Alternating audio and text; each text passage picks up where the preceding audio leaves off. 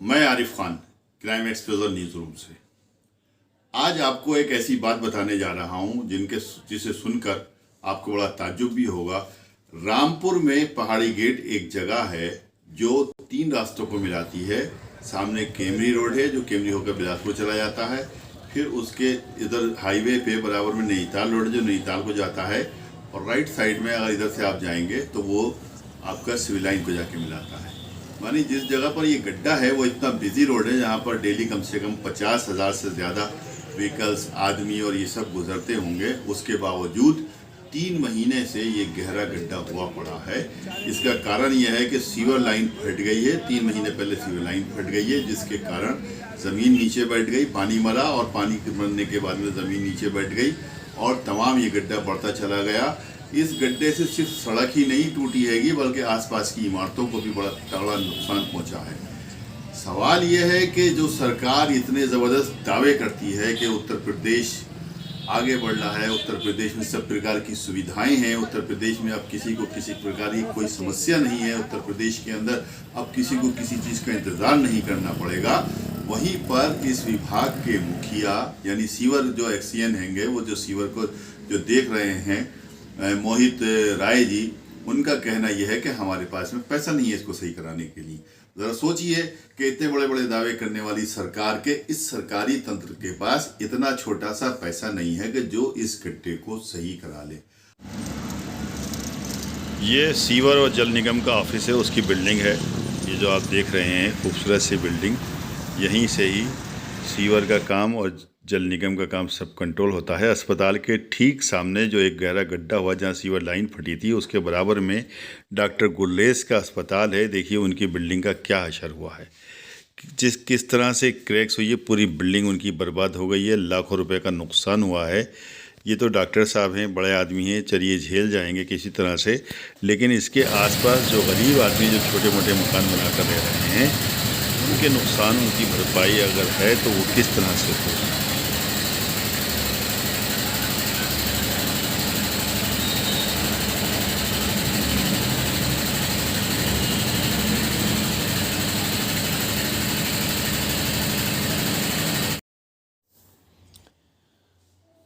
ये डॉक्टर गुलरेज का हड्डी वाला अस्पताल है। किस तरह से डैमेज हो गया, पूरी बिल्डिंग किस तरह से बर्बाद हो गई है। उनका नुकसान तो हुआ ही है, साथ ही उनका बहुत ज़बरदस्त बिजनेस को भी नुकसान पहुंचा है, क्योंकि मरीज़ इस कंडीशन में उनके अस्पताल तक बहुत दिक्कत महसूस कर रहे हैं। देखिए उन्होंने जैक पे रोका है, इस तरह की इंजीनियरों को मशवरा करके फिलहाल उन्होंने अपनी बिल्डिंग को जैक लगा के रोका हुआ है। फिलहाल काम चल रहा है और उसके बाद में जब ये गड्ढा पूरा हो जाएगा तब शायद बिल्डिंग को अपनी रिपेयर कराएंगे या जो भी कुछ करेंगे। देखिए सब कितने बड़े बड़े छिदाब हैं, कितनी बड़ी बड़ी दरारें हैं, सिर्फ इस सीवर बैठने के कारण ये सब कुछ हुआ है और विभाग की लापरवाही कह सकते हैं।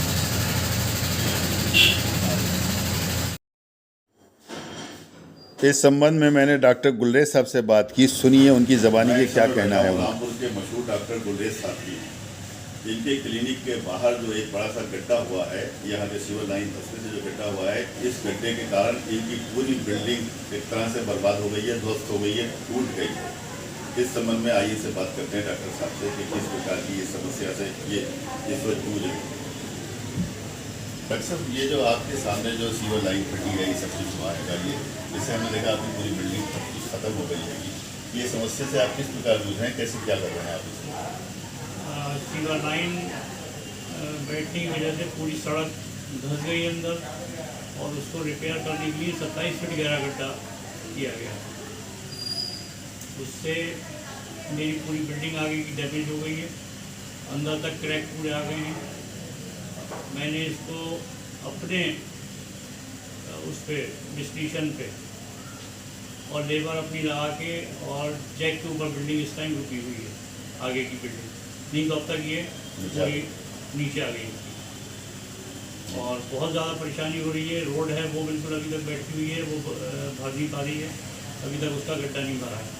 हम ये समझ रहे हैं कि इससे शायद आपकी काफ़ी पेशेंट आपका नुकसान होगा, क्योंकि बहुत ज़्यादा मेरे बिजनेस पे भी असर है और मेरे जो पेशेंट आ रहे हैं बहुत परेशानी तकलीफ से आ रहे हैं।